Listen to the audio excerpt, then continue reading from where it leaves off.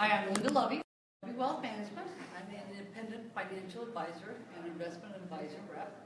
So one of the things I do is I show a lot of solutions to my clients to help them meet whatever issues they may have. In addition to the solutions, I also show them different strategies to put those solutions into place. So one of the strategies that I use is what I call a tax control triangle. So with that being said, how many ways are there to invest money from a tax standpoint? Roth. That's one of them. 401k.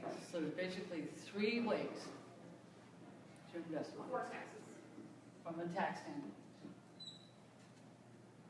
So one of your first ways would be, let's say, your pre-tax. That's where your 401k fits in.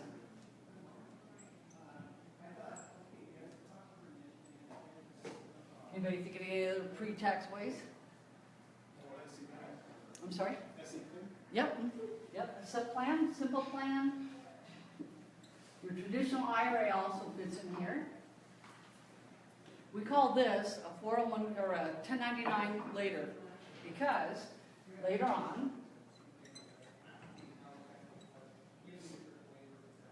when you start taking money out of this, that's when you start paying the taxes on it every year. Okay, so if there's pre-tax, what do you think another way of paying taxes would be? Or investing tax-wise? Post-tax. You got it. And now my marker's not going to work.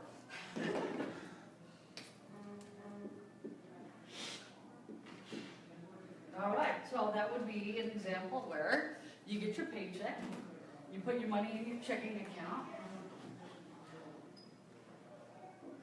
maybe you put it in a savings account, or you buy a CD, that kind of stuff, so on. We call this 1099 now. Because every year, at the end of the year, you get a 1099 showing you how much money you've earned on it, and you pay the taxes as you go. So, another way would be after tax. Oh, I can't believe this.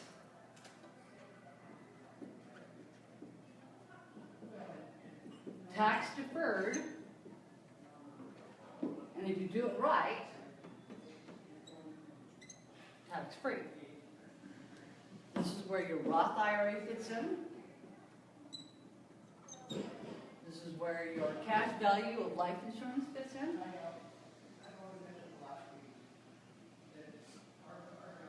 And municipal bonds fit in here.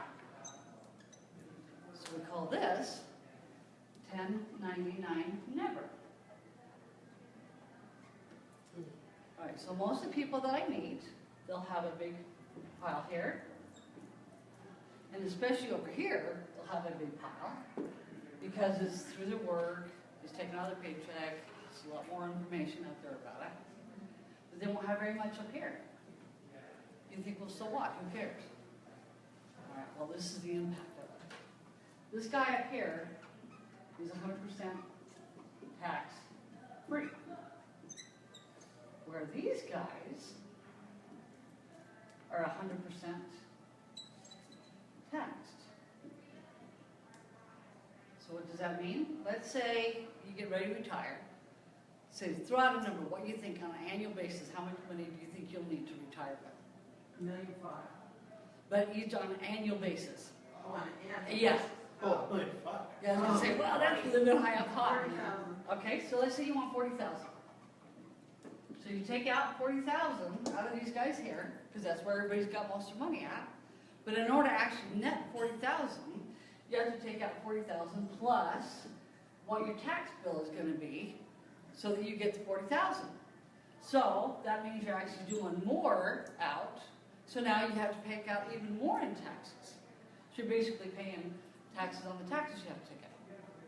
So instead of creating a cycle where you're having to take out more and more, what you do is you take the money out here to pay your tax bill, pay the taxes due on these guys here, and by doing so, you get to create a higher lifestyle, but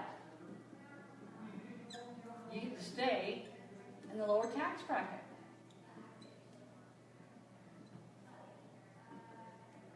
basically, it's a legal way to keep more of your money instead of giving it to Uncle Sam. So I try to help people get started with these kind of strategies to complement what they've got going on, so that later in life, they won't have so much to have to give away to Uncle Sam. Any questions? I like that. Yes. So Linda, how do you figure out, given the amount of money that you want on an annual basis, how do you figure that as to, say, however old you are, how much you need to put in every year to reach that goal? So first thing what I would do is start a person off, and let's say if you figure out what you want to have in retirement, and then you want to build up to what that number is. So for example, a good rule of thumb is if you take 4% of what you have in your assets out on an annual basis, it'll lessen your chances of outliving it. So for example, if you wanted $40,000 a year in income, you would need to have $1 million saved up by the time you get ready to retire. So you take your age, divide that into your $1 million, kind of come up with what you think your risk tolerance is for what your rate of return is that you want to go for, and build from there. So. I'm sorry? Okay, so yeah, if anybody has any questions, please feel free to give me a call. My number is 775-544-4714. And you can also look me up under L. Lovey Wealth Management. And I'd love to help you. No charge for consultation.